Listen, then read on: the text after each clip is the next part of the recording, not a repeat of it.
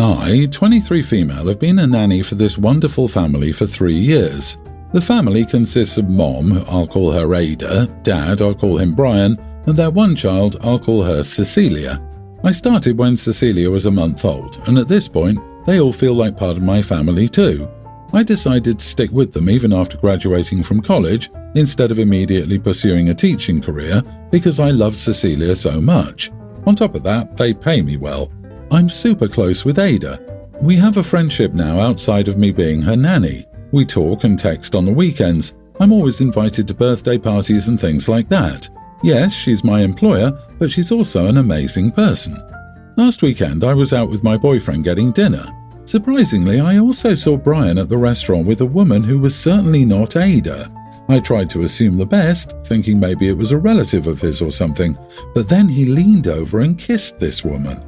I was shocked and just told my boyfriend we should go somewhere else, and I pulled him out of there quickly because I didn't want Brian to see me. This happened on Saturday of last week.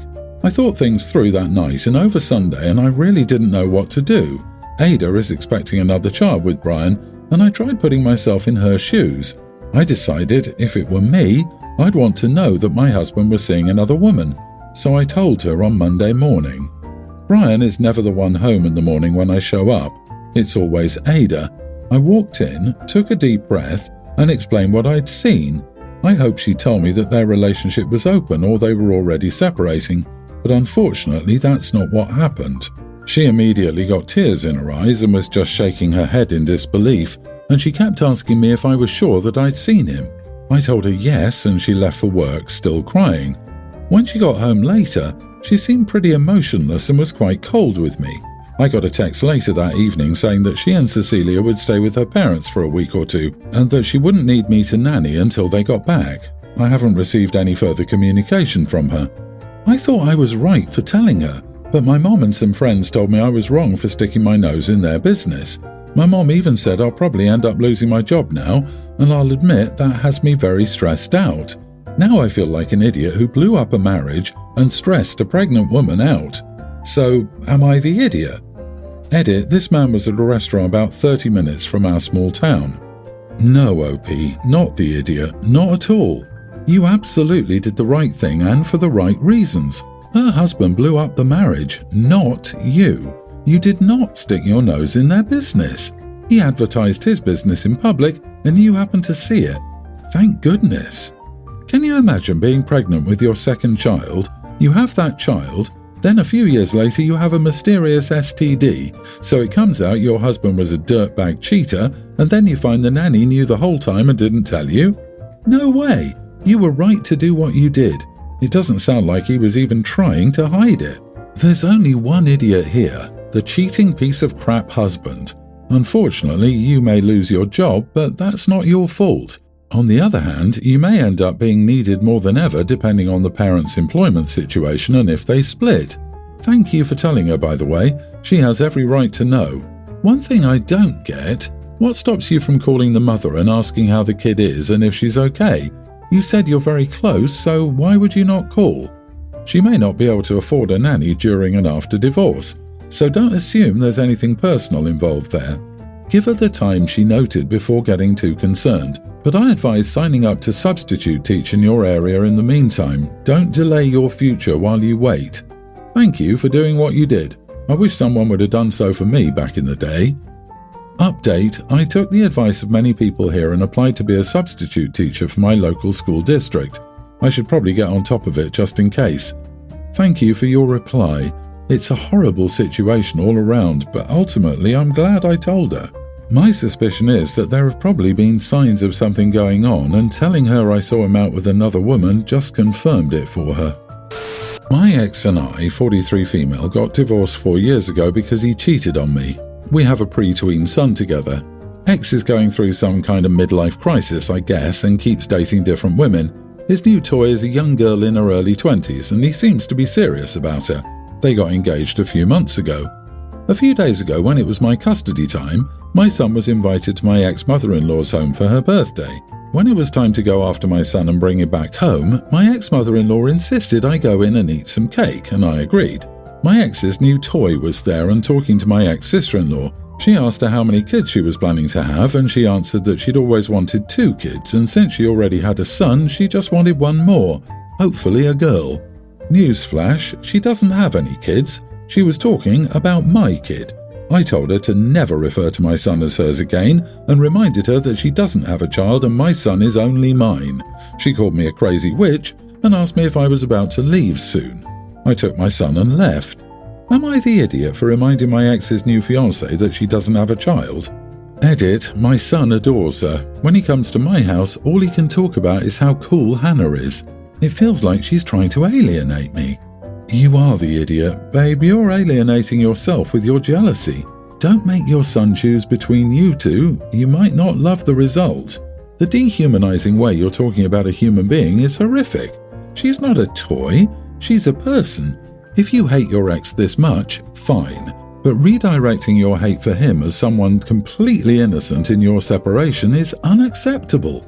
And for the record, your son is not only yours, he's your ex's child as well. And if your ex does marry this woman, she will be his stepmother.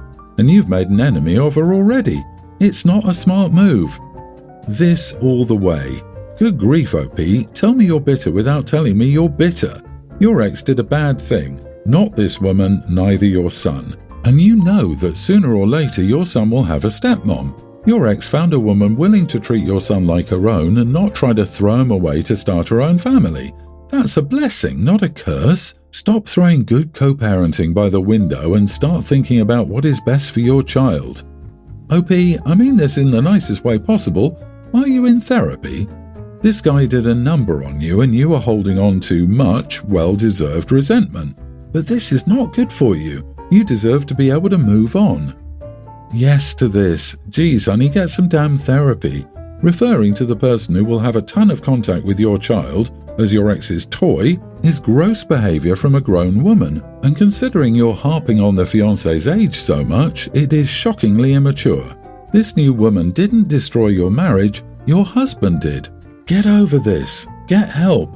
You're a grown damn 43-year-old woman acting worse than a teenager. Yes, he's not her biological son, but she wants to treat him as if he is her son. You should be grateful. My daughter-in-law and her baby stay with me.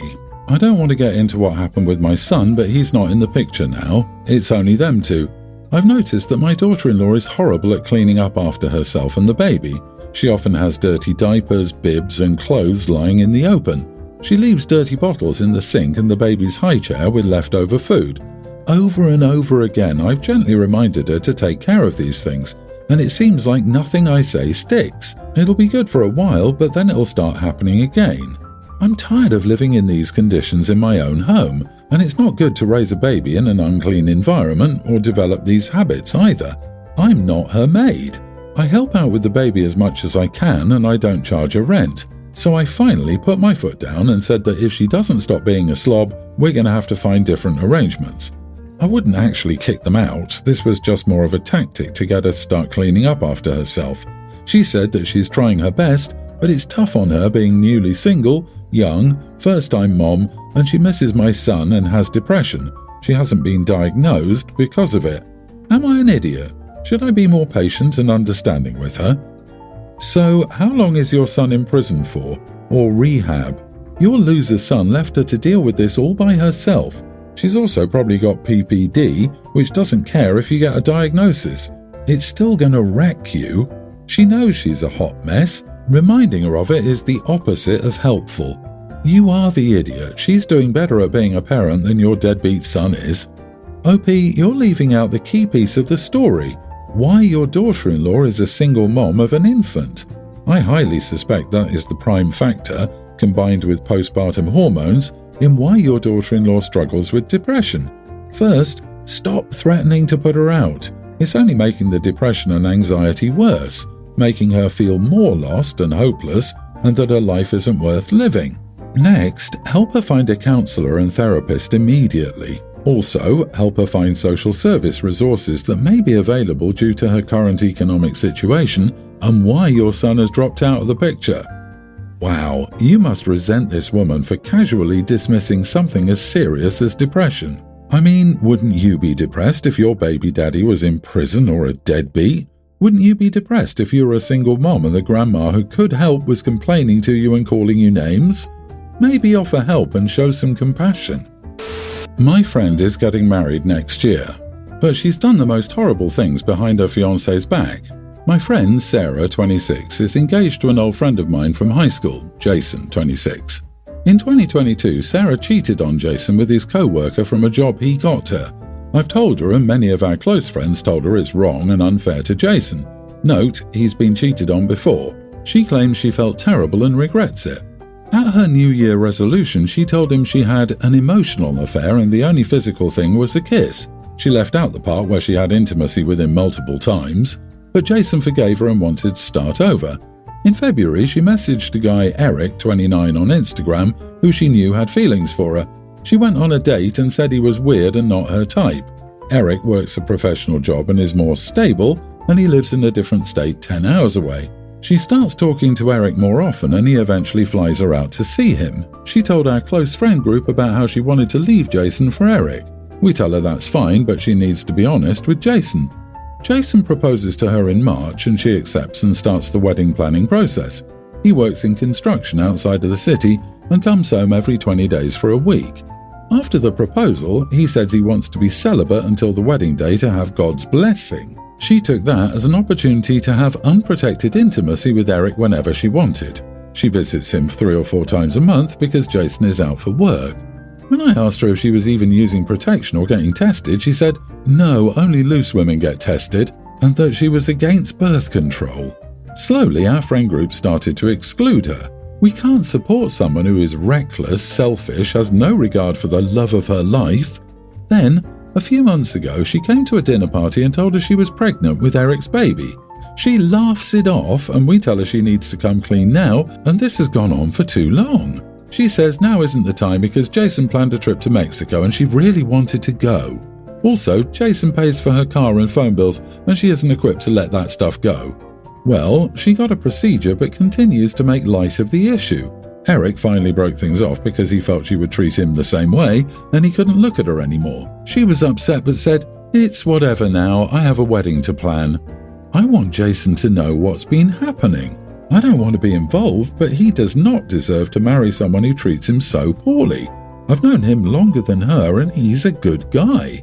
Would I be an idiot if I told him what she was doing? Not the idiot. Sarah sounds just awful in so many different ways.